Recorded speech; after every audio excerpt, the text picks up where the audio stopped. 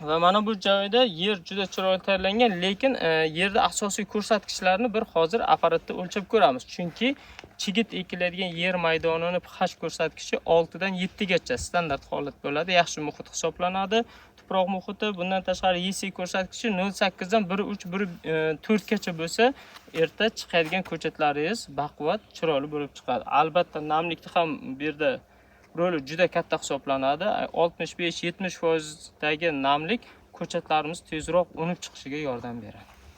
Mana endi shu yerda o'zida aniqlaydigan apparatlarimizdan foydalanamiz. Yer parametrlari ko'rsatkichlarini hisoblab olamiz. Birinchi dastlabki bizga pH ko'rsatkichi. Xo'p. Kalibrimiz 7, to'g'ri. Ana endi sensorimiz bilan o'lchanadi. Bu apparatimiz tuproqqa 5-7 cm oralig'ida namlik yaxshi joyga suqilganda shu tuproqda o'zini asosiy muhitini ko'rsatib beradi va suqilgandan 1-2 daqiqa ichida standart o'zini haqiqiy ko'rsatishini beradi. Bu qancha gradusda oladi? Bu joymi? Umuman tuproqda umumiy o'sha struktura holati hisobiga olinadi. EC miqdorimiz ham mana 0.0 ko'rinishda. Buni ham albatta hisobini olamiz hozir. Bu ham xuddi shunday ko'rsatkichni beradi, ya'ni tuproqqa qo'yilgandan keyin 1-2 daqiqa oralig'ida. Keyin bizga asosan kerak bo'ladi, dastlabki kritik davr hisoblanadi, ya'ni ko'chat ekilganda tuproqda aktiv kaliy, azot va fosfor bilan ta'minlanganligi. Shuning uchun mana kaliy miqdori ham 0.0. Hozir qo'yib tekshirib ko'ramiz. Mana bu ko'rsatkichimizni ham.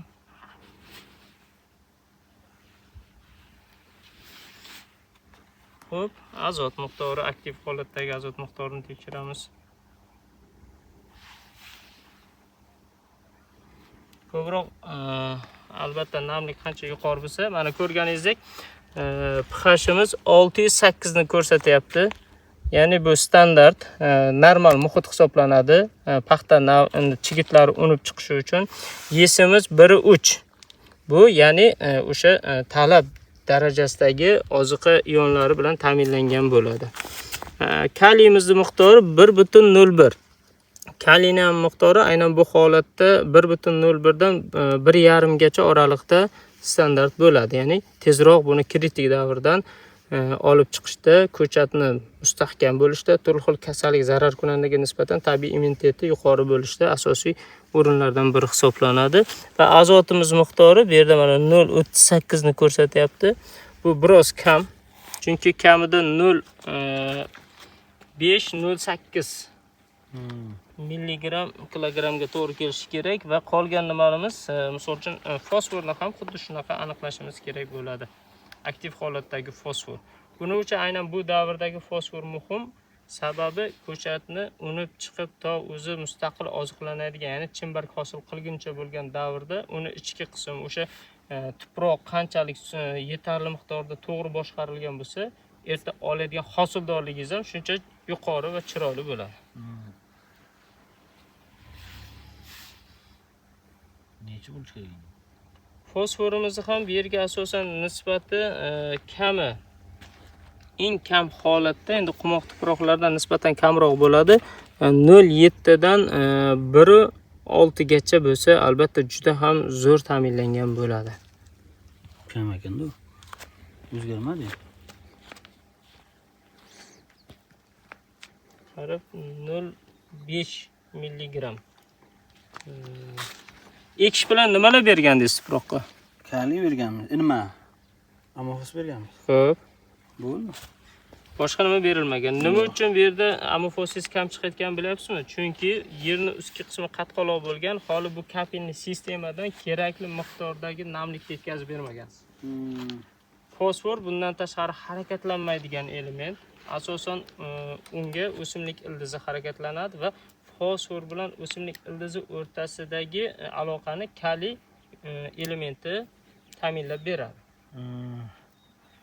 Endi tez orada bu ko'rib turganingizdek nihollarimiz chimbark chiqarishni boshlagandan keyin kapilni sistemadan, ya'ni tomchilatib sug'orish va barg orqali aminoasid preparatlari bilan ishlov berishni amalga oshiramiz.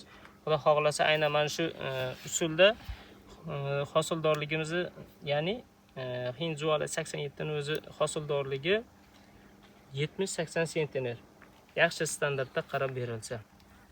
Albatta bu jarayonni boshlanishi har bir jarayonda o'zgarishlarni va oxiridagi natijalarni bizni kuzatuvchilarga, dehqonlarga taqdim etamiz. Lekin har doim tuproqni mana shu holatda to'g'ri boshqarsangiz, erta hosilda va ekinda kerakli joyda, kerakli miqdorda boshqarishga va yuqori rentabillikka ega bo'lasiz.